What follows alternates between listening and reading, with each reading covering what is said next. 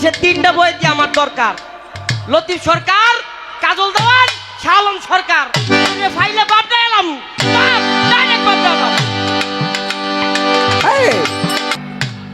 I am Halim Dewan, all of the Bangladesh, one piece. এই সাইজটা বাংলাদেশে।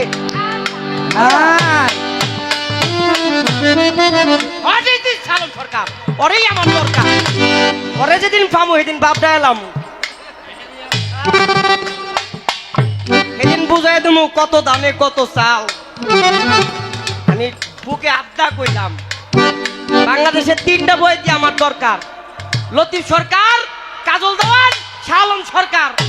ফাইলে বাপ ডাইলাম, ডাইরেক্ট বাপ ডাইলাম।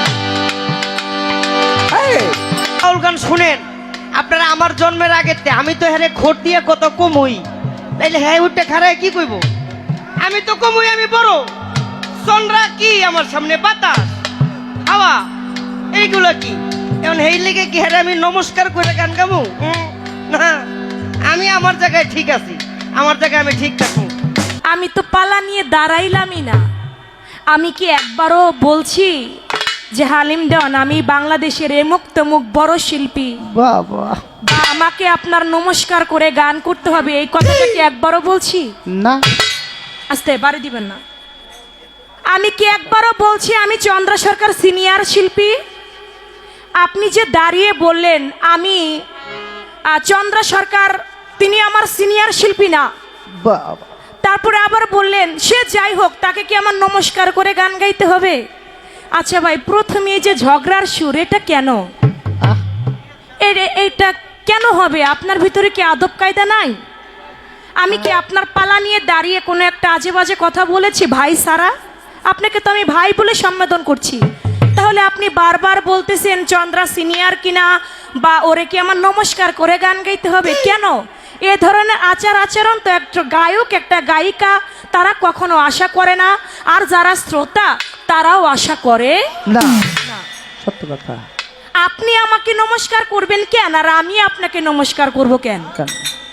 বিষয়টা কি? আপনি কেন এই ধরনের কথা কেন বলতেছেন? বেশি খায়া ফেলাইছেন নাকি? ভাইরাল হওয়ার জন্য, ভাইরাল হওয়ার জন্য। দাঁড়িয়ে বলতেছে কতক্ষণ শাহ আলম সরকারের গিবত করলো। দেখেন আজকে কিন্তু তার সাথে শাহ আলম সরকারের পালা না। পালা কি শাহ আলম সরকারের না, পালা কার সাথে? চন্দ্র সরকারের সাথে।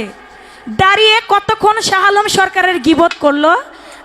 আরিফ দেওয়ানের কাছ থেকে 300 টাকা বেতন পাইতো, শাহ আলম সরকার 1000 টাকা লোভ দিয়ে নিয়ে গেছে।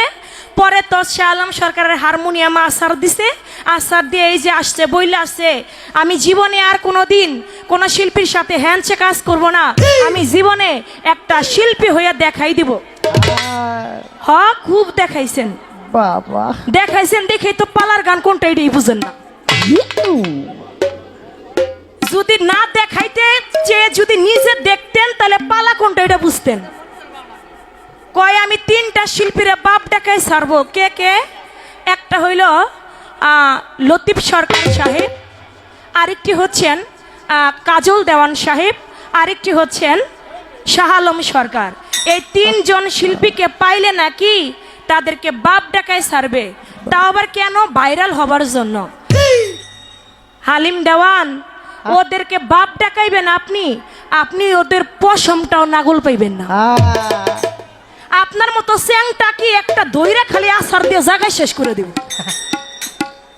চ্যাংটাকির মতো বেশি চ্যাংটাকি দেখবেন, চ্যাংটাকি চেনেন না? ওইটা বেশি লাভ হয়।